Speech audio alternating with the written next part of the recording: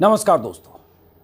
बीते कुछ सालों के दौरान आपने पचासों बार, सैकड़ों बार प्रधानमंत्री मोदी की जुबान से सुना होगा, ये मोदी की गारंटी है, ये मोदी की सरकार है, ये मोदी का वादा है, ये मोदी की ताकत है, ये मोदी की नीतियां हैं, ये मोदी का फैसला है। मोदी मोदी मोदी मोदी मोदी, न जाने कितने हजार बार खुद प्रधानमंत्री मोदी ने अपनी सभाओं में, अपनी रैलियों में अपना नाम लिया है।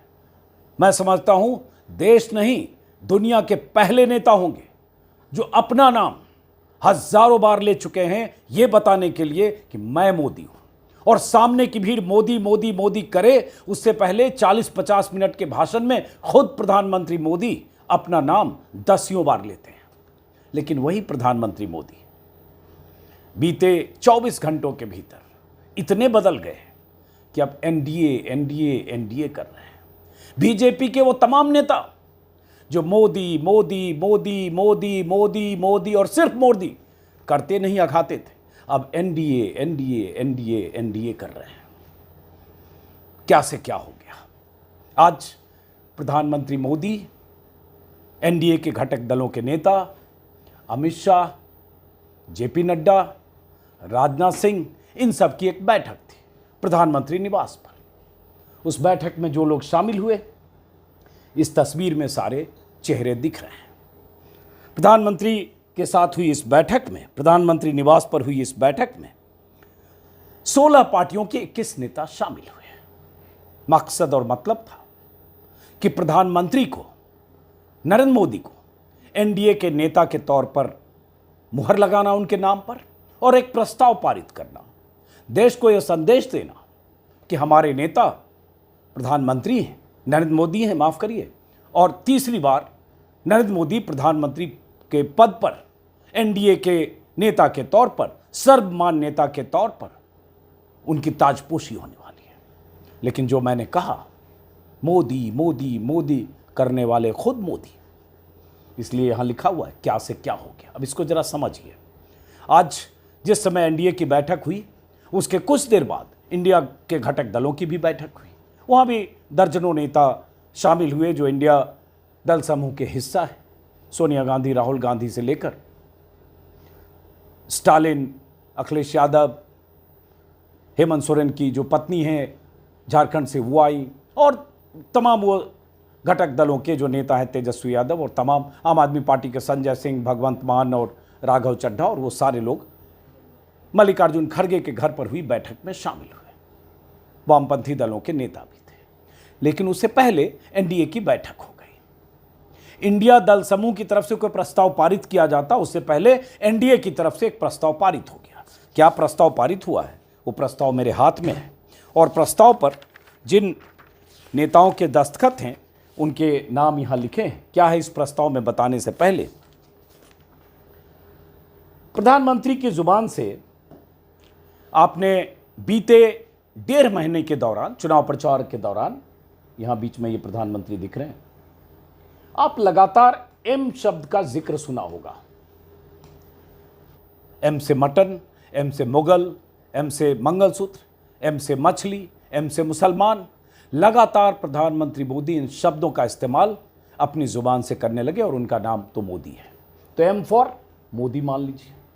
अब मैं बताने जा रहा हूं एम के लिए एन फैक्टर कितना मायने रखता है, और ये एन फैक्टर प्रधानमंत्री के पद पर नरेंद्र मोदी की तीसरी बार ताजपोशी हो जाने के बाद उनके लिए कितनी परेशानी का सबब बनता रहेगा, और प्रधानमंत्री मोदी एन फैक्टर की वजह से कितनी चुनौतियों का सामना करते रहेंगे। वो प्रधानमंत्री, वो नरेंद्र मोदी जिन्हें किसी तरह की चुनौती पार्टी के भीतर से, सरकार के भीतर से, अपने आसपास से किसी तरह की चुनौती का सामना करने की जिनकी आदत नहीं है, जिनकी फितरत नहीं है। क्योंकि जनता ने बहुमत दिया 2014 में भी 282 सीटें, बहुमत से 10 ज़्यादा, और उसके बाद 2019 में 303 सीटें, और इस बार जनता ने अटका दिया 240 पर, बहुमत से 32 का। अब प्रधानमंत्री बनना तो है, लेकिन 32 सीटें भी चाहिए, 32 सांसदों का समर्थन चाहिए, 272 प्लस का आंकड़ा चाहिए। वो है तो एनडीए में वो घटक दल के जो 2 खास अतिथि, 2 खास नेता हैं अगल बगल में, उनके दम पर ये मुमकिन तो है। लेकिन इसकी कीमत वो दो नेता क्या वसूलेंगे वो अगले 3 दिन में, और उसके बाद लगातार महीने दर महीने आप तक वो पता जानकारी पहुंचती रहेगी और देश देखेगा कि वो प्रधानमंत्री मोदी कैसे वो सरकार चलाते हैं जिसमें उनके साथ एन फैक्टर है। इसको समझने के लिए बगल में है चंद्रबाबू नायडू, और ये फोटो सेशन जो हुआ है एनडीए के नेताओं की बैठक, उसके बाद की तस्वीरें, बाद या पहले जब की है, ये नीतीश कुमार है। तो एक एन हो गए ये नायडू, चंद्रबाबू नायडू, और दूसरे एन हो गए नीतीश कुमार। चंद्रबाबू नायडू की पार्टी ने 16 सीटें जीती है, टीडीपी इनकी जो पार्टी है आंध्रा में। नीतीश कुमार की पार्टी ने 12 सीटें जीती है, जेडीयू ने गठबंधन के तौर पर बिहार में। तो मतलब ये टोटल 28 सीटें हैं। अब ये 28 सीटें नीतीश कुमार और नायडू की 28 सीटें मोदी के लिए इतना ज़रूरी है कि इस 28 सीटों की वजह से प्रधानमंत्री बन सकते हैं नरेंद्र मोदी, और ये एन फैक्टर इसलिए इतना ज़रूरी है। तो इसलिए मैंने कहा एम करते करते नरेंद्र मोदी को कैसे अब इन दोनों की ज़रूरत है। अब ये तस्वीरें देखिए, वीडियो में हमने देखा प्रधानमंत्री नरेंद्र मोदी के एक तरफ बाईं तरफ चंद्रबाबू नायडू, उनके ठीक बगल में नीतीश कुमार, और उनके ठीक बगल में एकनाथ शिंदे महाराष्ट्र के मुख्यमंत्री, जिन्हें किस तरह से तोड़कर पटाकर उन्हें साझा सरकार का मुखिया बनाकर नरेंद्र मोदी अपने पाले में लाए थे, वो इतिहास है। और दूसरी तरफ राजनाथ सिंह, जेपी नड्डा और अमित शाह, 3 इधर 3 इधर। तो 3 इधर तो अपने हैं। अब ये 3 इधर जो हैं उन तस्वीरों में, उसमें 2 खास हैं, इसलिए मैंने कहा एन फैक्टर। इस बैठक में क्या प्रस्ताव पारित हुआ एनडीए की बैठक में, जरा पहले वो सुनिए। और एनडीए की बैठक कितना अहम हो गई है, एनडीए शब्द कितना मायने रखता है मोदी के लिए, वो सुनिए। अब क्या प्रधानमंत्री मोदी अगर तीसरी बार प्रधानमंत्री बनते हैं, जो बनेंगे ही, जो खबर आ रही है कि 8 जून को शपथ ले सकते हैं, 7 तारीख को एनडीए के संसदीय दल की बैठक होगी, उस बैठक में उनके नाम पर मुहर लगेगी, जो अभी नेताओं ने मुहर लगा दी है, और उसके बाद फिर दावा पेश करेंगे और 8 को शपथ ले सकते हैं एनडीए संसदीय दल के नेता के पद पर उनके चयन मुहर लगने के बाद। लेकिन प्रधानमंत्री को उनके लिए जो प्रस्ताव पारित हुआ है नरेंद्र मोदी के लिए, जरा वो सुनिए।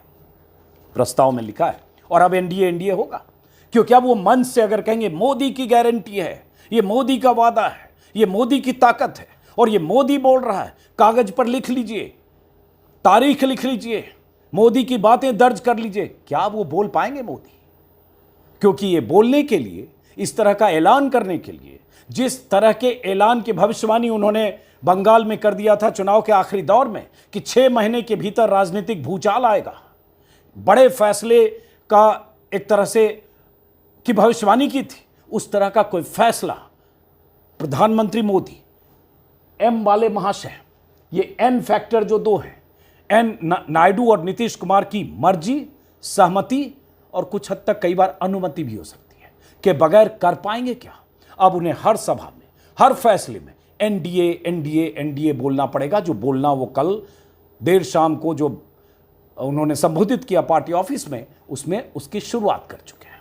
और मैंने सुबह के वीडियो में बताया, एनडीए के घटक दलों की कोई हैसियत नरेंद्र मोदी के लिए बीते 10 साल में नहीं रही है। वो एक तस्वीर भी आपको दिखाऊंगा, क्योंकि उन्हें इस बात का गुमान था कि जनता ने उन्हें 282 और 303 सीटें दी है, और इस बार उन्हें ये लग रहा था कि शायद 325, 350 का आंकड़ा पार करेंगे। लेकिन जनता भी कई बार अहंकार और तानाशाही प्रवृत्ति वाले नेताओं को सबक सिखाती है। जनता ने सबक सिखाया, 32 सीटें नीचे रोका, जहां बहुमत के लिए 272 चाहिए थे, 240। जो आज प्रस्ताव पारित हुआ है, जिसमें दस्तखत हैं बहुत सारे लोगों के, उस प्रस्ताव में कहा गया है, भारत के 140 करोड़ देशवासियों ने पिछले 10 वर्षों में आदरणीय प्रधानमंत्री नरेंद्र मोदी के नेतृत्व में एनडीए सरकार की जन कल्याणकारी नीतियों से देश को हर क्षेत्र में विकसित होते देखा है। लंबे अंतराल लगभग 6 दशक के बाद भारत की जनता ने तीसरी बार पूर्ण बहुमत से सशक्त नेतृत्व को चुना है। तो ये तो मोदी जी का सपना था कि नेहरू के रिकॉर्ड को तोड़े। चूंकि प्रधानमंत्री के तौर पर नेहरू तीसरी बार जीते, और यही चाहते थे मोदी कि इतिहास में दर्ज हो जाए कि हम तीसरी बार बहुमत के साथ सत्ता में आए। लेकिन उसके पहले एक नैरेटिव गढ़ा गया था एग्जिट पोल के तुरंत बाद, क्योंकि एग्जिट पोल में कहा गया, भविष्यवाणी की गई कि मोदी 350 पार अपने दम पर बीजेपी को जिता कर ला रहे हैं और एनडीए तो 400 पार हो सकता है। तो एक नैरेटिव गढ़ा गया, व्हाट्सएप के जरिए जानकारी भेजी गई तमाम चैनलों के एंकर्स को, और तमाम चैनलों के एंकर्स, रिपोर्टर्स और मीडिया के लोग, आईटी सेल ये प्रचारित करने में जुटा सोशल मीडिया पर कि प्रधानमंत्री के तौर पर भारत में नरेंद्र मोदी वो पहले प्रधानमंत्री हैं आजाद भारत में जो तीसरी बार अपने दम पर बहुमत ही नहीं, हर बार अपने रिकॉर्ड को तोड़ते हुए, अपना आंकड़ा बढ़ाते हुए तीसरी बार सरकार में आ रहे हैं। क्योंकि नेहरू जब तीसरी बार सत्ता में आए थे तो उनके नंबर कम हुए थे। यहां कहा गया हर बार क्रमबद्ध ढंग से मोदी के नंबर बढ़ रहे हैं, मतलब 282, 303 और उसके बाद 350 पार। और इसमें जिक्र किया गया टोनी ब्लेयर का, मार्गरेट थैचर का, कि ब्रिटेन में भी अगर तीसरी बार टोनी ब्लेयर सत्ता में आए, तीसरी बार अगर थैचर सत्ता में आई, प्रधानमंत्री बनी, तो उनका तीसरी बार नंबर या उनके आंकड़े कम हुए। लेकिन मोदी विश्व में, देश में ऐसे नेता हैं जो हर बार नंबर बढ़ाते हुए, ज्यादा सीटें हासिल करते हुए सत्ता में आ रहे हैं। तो यहां अगर लिखा है कि लगातार तीसरी बार 6 दशक बाद पूर्ण बहुमत से, तो पूर्ण बहुमत बीजेपी को नहीं है, एनडीए को है, कह सकते हैं बीजेपी को नहीं है। और एनडीए में 2 दल अभी जो शामिल हुए हैं वो कैसे हुए कुछ दिन पहले ये पता है, दुनिया को पता है। नेहरू के समय वैसी स्थिति नहीं थी। उसके बाद इसी में है, हम सभी एनडीए के नेता आदरणीय नरेंद्र मोदी जी को सर्वसम्मति से अपना नेता चुनते हैं। ठीक है, नेता चुन लिया, तमाम तरह की आशंकाएं व्यक्त की जा रही थी, नीतीश कुमार कुछ खेल कर सकते हैं क्या, चंद्रबाबू नायडू क्या करेंगे, लेकिन ये होना था। इसमें कोई ऐसी चीज नहीं है जो नहीं होनी थी, आज हुई।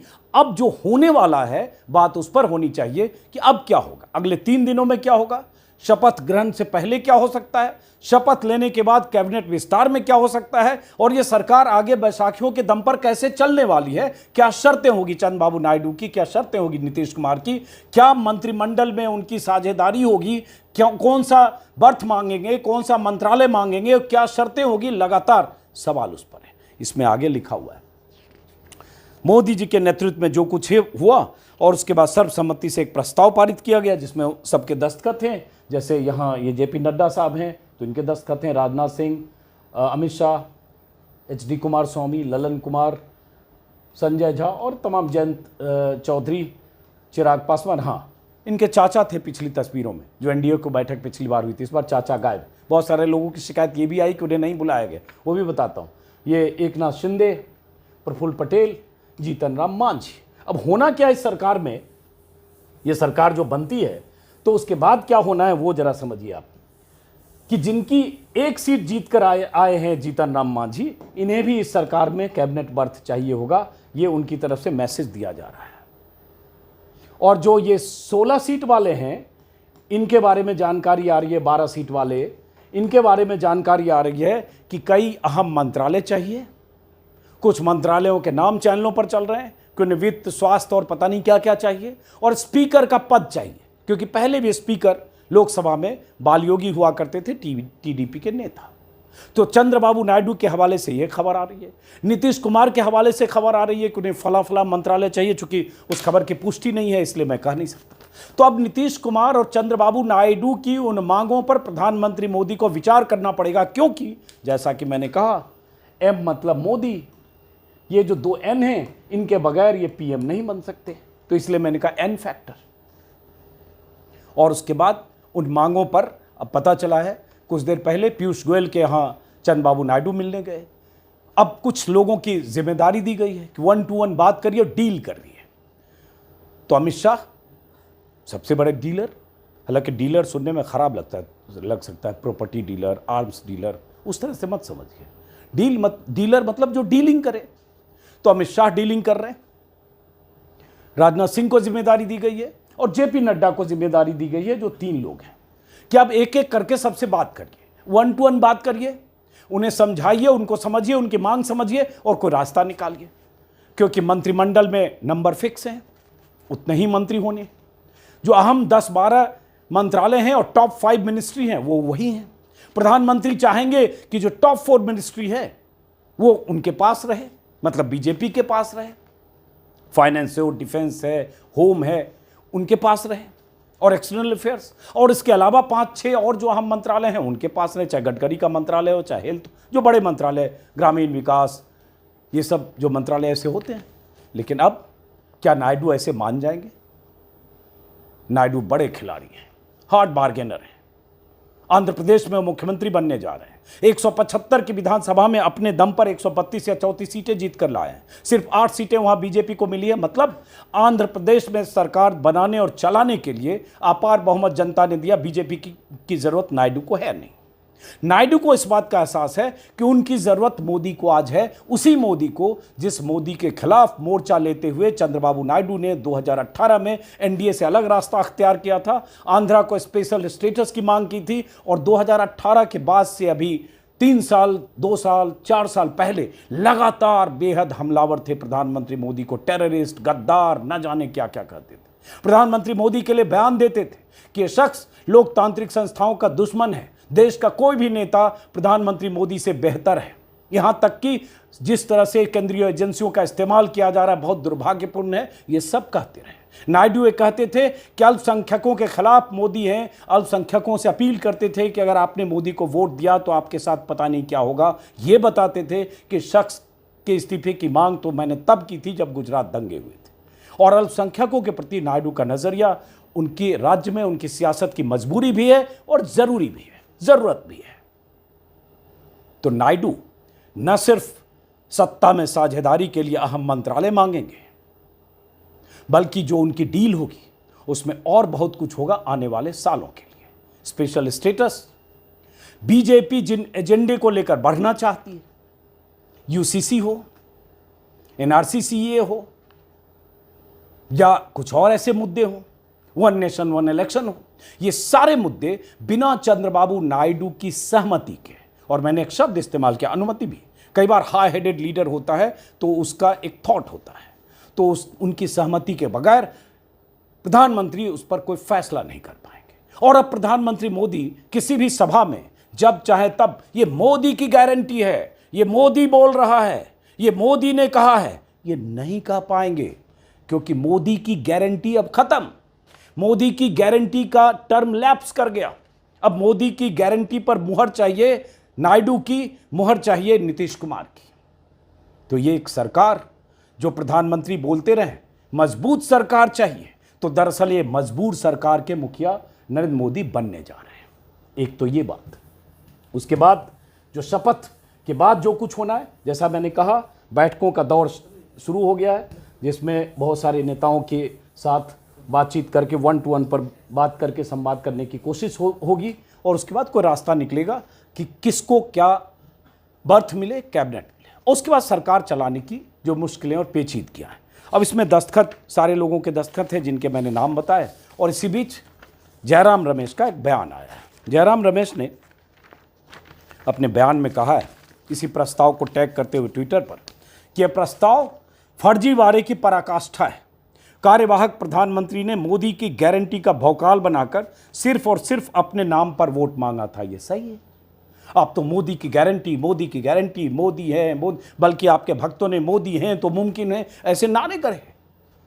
तो आज एनडीए का जिक्र कर रहे हैं। यही कहा है कि अपने नाम पर वोट मांगा था, जिसे हमारे देश की जनता ने नकार दिया। अब अचानक उन्होंने मुर्दा एनडीए में जान फूंकने की कोशिश की है, और ये सच है। मैं मुर्दा नहीं कहूंगा, उनका पॉलिटिकल स्टेटमेंट है, लेकिन एनडीए के किसी घटक की कोई औकात, हैसियत से थोड़ा तल्ख शब्द है औकात, कोई औकात 10 साल में प्रधानमंत्री के राज में नहीं थी।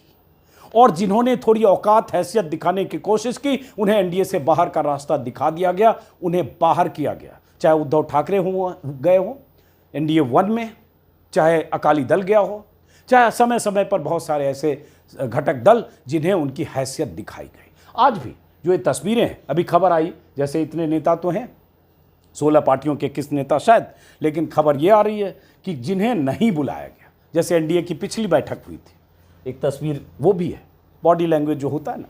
अब ये तस्वीर है, ये पिछली बार जुलाई 2023 की तस्वीर है, जब इंडिया घटक दल की बैठक बॉम्बे में हो रही थी। उसी वक्त दिल्ली में अचानक बैठक हुई, 31 दल आए, क्योंकि चुनाव से पहले मोदी जी सबको साधना चाहते थे, और जब उन्हें जरूरत होती है तो सबको साधने के लिए कुछ भी कर सकते हैं। तो दारा सिंह चौहान भी आ गए, अचानक उन्हें अपॉइंट किया गया, उन्हें अपने पाले में लाया गया।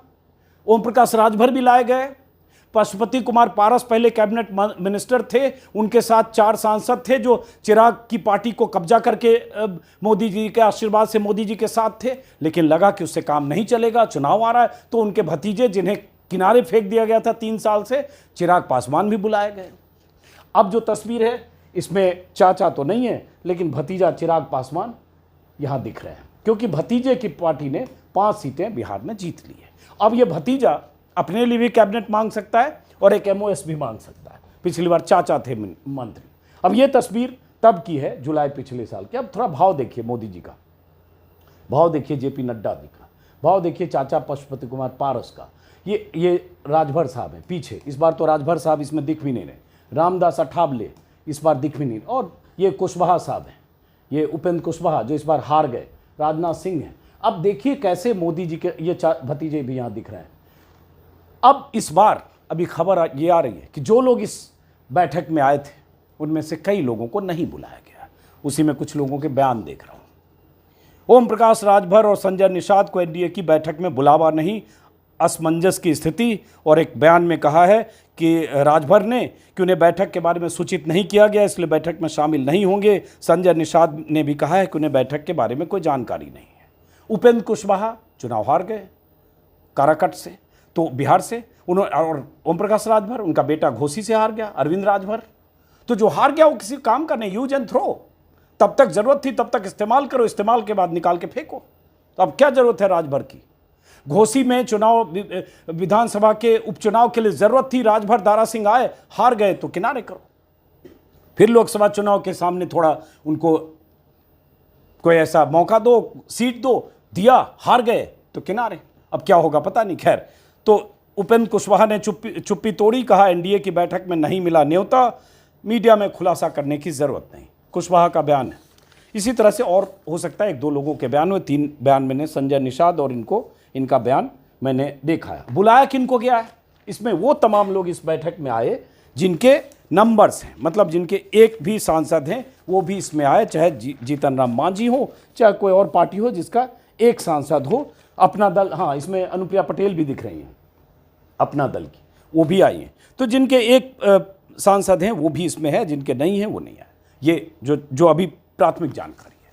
तो अब सवाल यही उठता है कि अब प्रधानमंत्री मोदी जो सरकार चलाएंगे वो सरकार कितनी मजबूर होगी, कितनी मुश्किलें होगी। और वो जो एक 56 इंच के सीने वाले प्रधानमंत्री, जिस ढंग से उन्होंने 10 साल सरकार चलाई, जिस ढंग से उन्होंने ललकार कर सरकार चलाई, जिस ढंग से उन्होंने विपक्ष को रौंद कर सरकार चलाने की कोशिश की, जिस ढंग से उन्होंने विपक्षी सांसदों के खिलाफ, विपक्षी पार्टियों के खिलाफ तमाम एजेंसियों का इस्तेमाल करके दबाकर, डराकर, सलाखों के पीछे भेजकर या सलाखों का डर दिखाकर सरकार चलाई, और जिस ढंग से 25 विपक्ष के नेताओं को उनके पीछे एजेंसियां लगाकर अपने पाले में किया, बीजेपी की वॉशिंग मशीन में धो धा कर उन्हें साफ करके चुनाव मैदान में उतारा, इस बार प्रधानमंत्री के लिए बहुत मुश्किल है।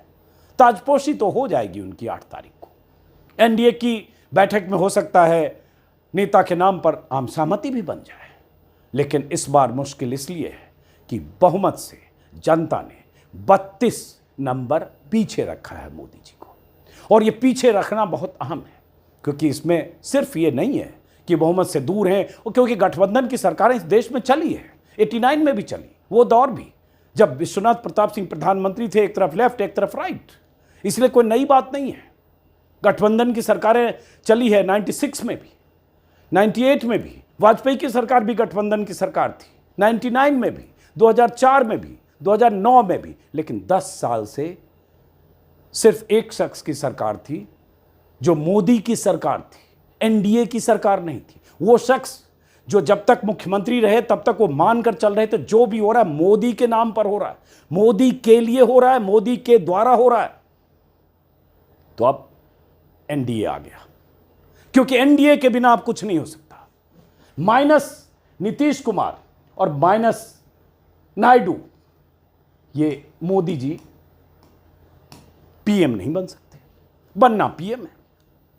और ये जनता का जनादेश उस उत्तर प्रदेश से भी आया है जहां राम मंदिर बन चुका है, मथुरा और काशी का माहौल बनाया जा रहा था। बीजेपी के नेताओं के बयान थे कि इस बार 400 पार कराओ, अब मथुरा काशी में मंदिर बनाएंगे, भव्य मंदिर। कई बीजेपी के नेताओं ने बयान दिए। उसी यूपी में लल्लू सिंह भी हारे, अयोध्या से, राम की नगरी से।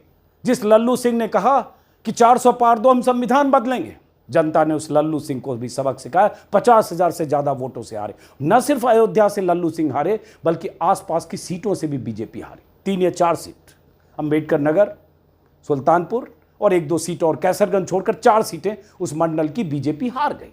बनारस में प्रधानमंत्री मोदी 1.5-2 लाख की मार्जिन से जीते। अमेठी से स्मृति ईरानी हार गई। हार की एक लंबी लिस्ट है जिसमें बीजेपी के आधा दर्जन मंत्री हैं। और वो बीजेपी जो यूपी में 80 सीटों पर दावा कर रही थी, वो बीजेपी आधी से कम पर टिक गई। समाजवादी पार्टी ने 37 सीटें जीती। उस यूपी में जहां डबल इंजन की सरकार है, योगी है, मंदिर है, काशी है, मथुरा है। तो इसलिए मोदी जी के लिए बहुत मुश्किल दौर है। कुछ भी कह लें, जैसे उन्होंने मंत्रिपरिषद की बैठक में कहा कि आंकड़ों का कोई मतलब नहीं, हार जीत तो होती रहती है। और उन्होंने ये भी कहा कि जिन्हें बहुत कम सीटें मिली है वो ज़्यादा उछल रहे हैं, हम तो जीते हैं। नहीं प्रभु, आप जीते नहीं हैं, क्योंकि आप जीतते तब जब आपको 272 सीटें आती। आपकी हार हुई है। बहुमत एनडीए का जरूर होगा और एनडीए की सरकार चली भी है इस देश में, यह कोई नई बात नहीं है। लेकिन तब गठबंधन के घटक दलों की हैसियत थी, अहमियत थी, इज्जत थी, पूछ थी, और उन सब की सहमति के आधार पर कोई फैसला होता था। यूनिलैटरल नहीं, एक तरफा नहीं। हमने सोचा और कर दिया। और ऐसा कभी नहीं हुआ कि वाजपेयी जी कहते हुए वाजपेयी बोल रहा है, ये वाजपेयी का फैसला है, ये वाजपेयी का ऐलान है, ये वाजपेयी की गारंटी है। नहीं हुआ ना। आपने तो सब कुछ अपने नाम पर किया मोदी जी। इसलिए ये चेहरे जो आपके आसपास हैं, उसमें ये 2 चेहरे बहुत अहम। अब क्या होगा? बहुत सारे लोग कह रहे हैं इन दोनों ने समर्थन तो दे दिया,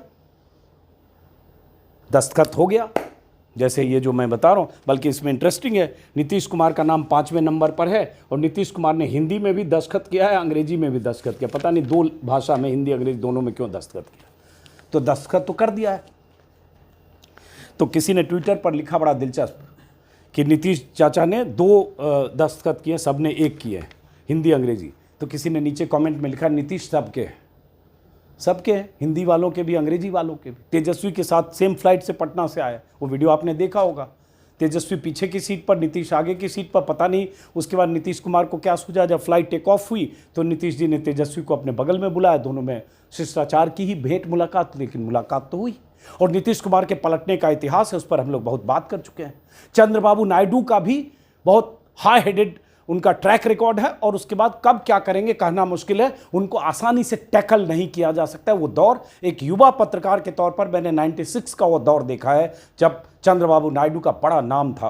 बीच में उनके गर्दिश के दिन गुजरे, लेकिन तब आंध्र के चीफ मिनिस्टर के तौर पर आंध्रा का CEO कहा जाता था। और जो यूनाइटेड फ्रंट की सरकार थी, देवेगौड़ा प्रधानमंत्री बने, उसके बाद गुजराल उस यूनाइटेड फ्रंट के कन्वीनर थे। बहुत एकदम सख्त फैसले लेने वाले, सख्त राजनेता के तौर पर उनकी पहचान है। तो ये जो लारा लप्पा करने वाले जो मंत्रिमंडलीय सहयोगी होते हैं, जिनको आप कुछ भी कहें, किसी की कोई हैसियत ना रहे, कोई ना नुक्कड़ ना कर सके, आप जो मर्जी फैसला कर दें, कोई उस पर सवाल ना उठाए। आपको एक दिन मन आया कि हमको नोटबंदी करना है, आपने तय किया और 8 बजे राष्ट्र के नाम संदेश दे दिया, आपके कैबिनेट के वरिष्ठ किसी मंत्री को ना पता हो। आपने कई ऐसे फैसले किए, कर दिए, ठोक दिए, देश पर लाद दिए, और तब तक जिद पर अड़े रहे जब तक आपको लगा कि अब मैं यही करूंगा, यही करना चाहता हूं। जिस दिन लगा कि 2000 के नोट अब विड्रॉ कर लें, उस दिन वापस कर लिए। ऐसे बहुत सारे फैसलों की लिस्ट है। वो अब मोदी जी नहीं कर पाएंगे, क्योंकि पार्टी के भीतर से भी चुनौती मिलने की शुरुआत हो सकती है। पार्टी के भीतर से, संघ के भीतर से जो ऐसी आवाजें हैं जो दबी हुई थी, डरी हुई थी, उनके जलवे की वजह से, उनके विराट शख्सियत, उनकी जो विराट शख्सियत गढ़ी गई, अजय अपराजय, विश्व विजेता, विश्वगुरु, जिसे हराया नहीं जा सकता है। क्योंकि रोड मैप तो 1947 तक का, माफ करें 2047 तक का पेश कर रहे थे, 25 साल आगे तक का। अभी तो 2024 है, फिर 29 है, फिर उसके बाद 34 है, फिर 34 के बाद 39 है, 45 है। तो तब तक क्या रोड मैप पेश कर रहे थे? तो उन्हें तो लग रहा था अभी। और अमित शाह का एक बयान भी आया था, जब किसी ने उनसे पूछा था कि जब वो 1.5 साल बाद जब 75 के हो जाएंगे तो उन्होंने कहा मोदी जी जब तक चाहें, जब तक है तब तक रहेंगे, उन पर कोई चुनौती नहीं। कुछ इसी तरह का उनका स्टेटमेंट। अब मोदी जी के लिए मुश्किल घड़ी है।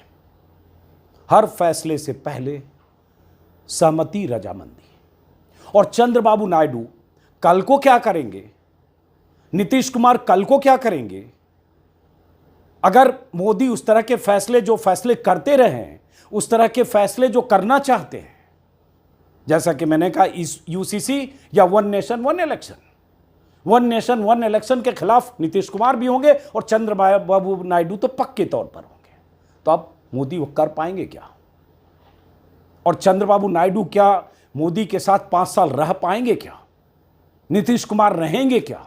अगले साल बिहार में चुनाव है। तो बहुत तरह के खेल, बहुत तरह के गेम होने हैं। और मैंने सुबह के वीडियो में भी कहा, ये फैसला, ये जनादेश, जनता का फैसला, ये देश के लिए, ये लोकतंत्र के लिए, ये मीडिया के लिए, ये विपक्ष के लिए बहुत ज़रूरी और ऐतिहासिक फैसला है। सरकार बनाइए, प्रधानमंत्री बनिए, लेकिन लगाम 2N के पास भी है। और जिस दिन वो दोनों लगाम लेकर दाएं बाएं हुए, उस दिन आपकी कुर्सी चटक जाएगी। तो फिलहाल ये सब तो बेनिफिशियरी हैं, जो पीछे थोड़े लूजर मोदी जी हैं। ये अलग बात है कि चैनलों के जरिए आपको बताया जा रहा है कि क्या मोदी जी को नुकसान हुआ। भाई 234 सारे इंडिया घटक दल के मिलकर 234 हो रहा है, मोदी जी का तो अकेले हो रहा है 241। तो मोदी जी को कहाँ नुकसान है? मोदी जी को नुकसान है क्योंकि मोदी जी का टारगेट 350 का था। मोदी जी को नुकसान है क्योंकि मोदी जी को हर फैसला अपनी मर्जी से करना था, किसी की सहमति उनके लिए ज़रूरी नहीं थी। अब बिना सहमति के वो कोई फैसला नहीं कर पाएंगे। और वो फैसला जो थोपते रहें, थोप तो बिल्कुल नहीं पाएंगे, शायद, ऐसा मैं मानकर चलता हूँ। फिलहाल उम्मीद पर दुनिया कायम है, देखते हैं क्या होता है। कुछ खतरे टले हैं, जिन खतरों का डर था, आशंका थी कि अगर इस बार 350 पार कर गए तो पता नहीं विपक्ष के साथ क्या बर्ताव होगा, क्या सलूक होगा, पता नहीं उन आवाज़ों के साथ क्या सलूक होगा जो सोशल मीडिया पर है, पता नहीं देश में कौन सा कानून क्या बदलेगा, क्या संविधान, क्या कुछ होगा। वो सारी चीज़ें थमी है क्योंकि सत्ता पक्ष के सामने 234 विपक्षी सांसद तन कर खड़े होंगे, सवाल करेंगे। आप 234 और कुछ और मिला लें उसमें, चाहे चंद्रशेखर आज़ाद हुए, कुछ और पार्टियां, उन्हें आप एक साथ उस तरह से जबरन, जैसे आपने 150 को बाहर किया संसद से, उस तरह से करना मुश्किल होगा क्योंकि आपका अपने दम पर बहुमत नहीं है। फिलहाल इस वीडियो को खत्म करते हैं।